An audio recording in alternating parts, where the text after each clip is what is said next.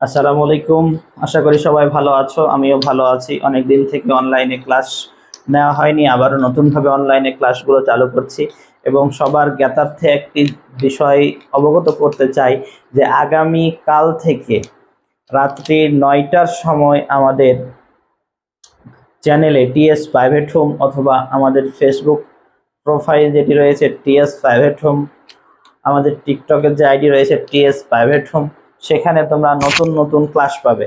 যদি server upload হয় বা সার্ভার যদি ঠিক হয়ে যায়, ফেসবুক ঠিক হয়ে যাওয়ার পরে প্রতিদিন রাত্রি 9টার সময় আমাদের অনলাইন ক্লাসগুলো লাইভ চলবে। আশা করি সবাই জয়েন করবে।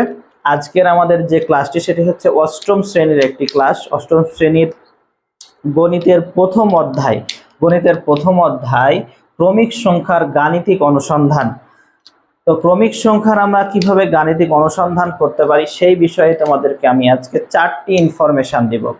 সেই 4টি ইনফরমেশন হচ্ছে, যে কোনো জোড় সংখ্যক ক্রমিক সংখ্যার যোগফল সর্বদা জোড় হবে। যে কোনো জোড় সংখ্যক ক্রমিক সংখ্যার যোগফল সর্বদা জোড় হবে। চলো আমরা একটু দেখে নিই। 2, 4, 6, 8 যোগ করলে আমাদের কি হবে? 4 আর 2 6, 6 6 12, 12 আর 8 20, অর্থাৎ 20 একটি জোড় সংখ্যক। তো তোমরাও জোড় সংখ্যক ক্রমিক সংখ্যাগুলো যোগ করে দেখবে। আচ্ছা, দ্বিতীয় নাম্বার, বিজোড় সংখ্যক ক্রমিক সংখ্যার যোগফল জোড়ও হতে পারে আবার বিজোড়ও হতে পারে। তো আমরা প্রথমত দুইটি সংখ্যা নিই। 5 + 5 = 10, 7 + 7 = 14। এই দুটি আমরা দেখছি যে বিজোড় সংখ্যা নেয়ার পরেও তাদের যোগফল কি হয়েছে? জোড় হয়ে গেছে। আচ্ছা, এবার আমরা দেখি যে বিজোড় হয় কিনা।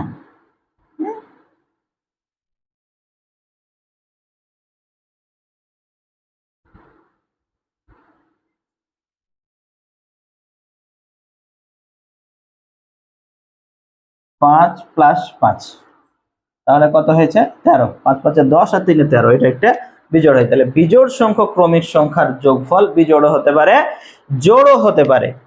তৃতীয় নাম্বার আমাদের যে শর্তটি সেটি হচ্ছে, তিনটি ক্রমিক সংখ্যার গুণফল 3 দ্বারা বিভাজ্য।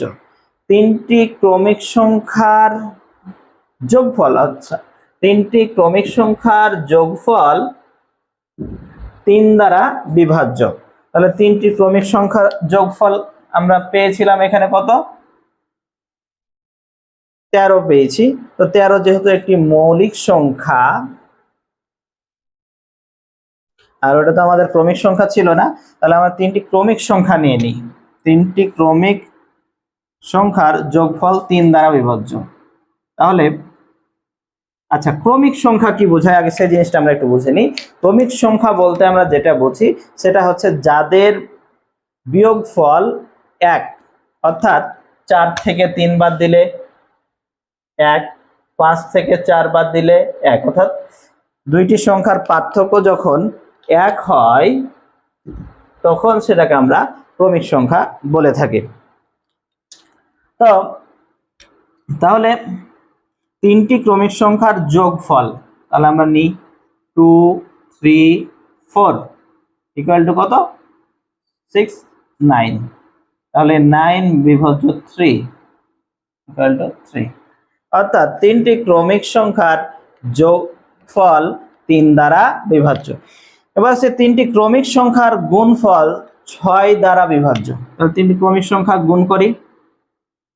2, 3, 4 কত আসছে? 3 × 2 = 6, 4 × 6 = 24 = 6। অ্যান্সার কত? 4।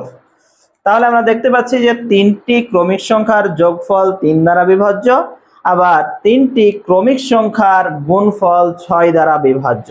এবার 4টি ক্রমিক সংখ্যা নিই।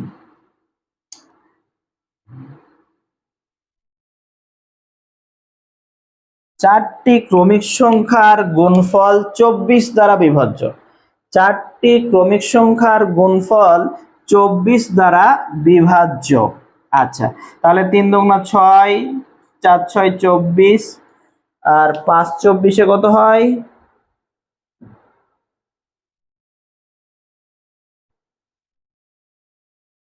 120। 120 ডিভাইড বাই 24, তাহলে কত আসলো? 5।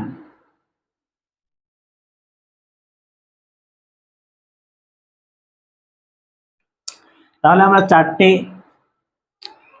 শর্ত বুঝে নিয়েছি যে কোনো জোড় সংখ্যক ক্রমিক সংখ্যার যোগফল সর্বদা জোড় হবে, যে কোনো বিজোড় সংখ্যক ক্রমিক সংখ্যার যোগফল জোড় অথবা বিজোড় হতে পারে, 3টি ক্রমিক সংখ্যার যোগফল 3 দ্বারা বিভাজ্য, 3টি ক্রমিক সংখ্যার গুণফল 6 দ্বারা বিভাজ্য, 4টি ক্রমিক সংখ্যার গুণফল 24 দ্বারা বিভাজ্য।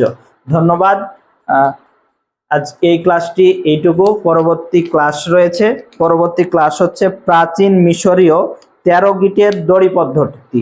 এটি দেখার জন্য আমাদের চ্যানেলটি সাবস্ক্রাইব করো, লাইক কমেন্ট এবং শেয়ার করে অন্যান্য ফ্রেন্ডদের সাথে দেখার ব্যবস্থা করে দাও।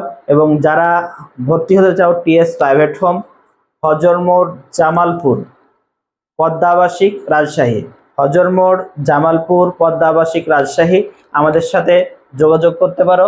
আমাদের যোগাযোগের নাম্বারটি হচ্ছে 01737636890, 01737636890। ধন্যবাদ। আসসালামু আলাইকুম।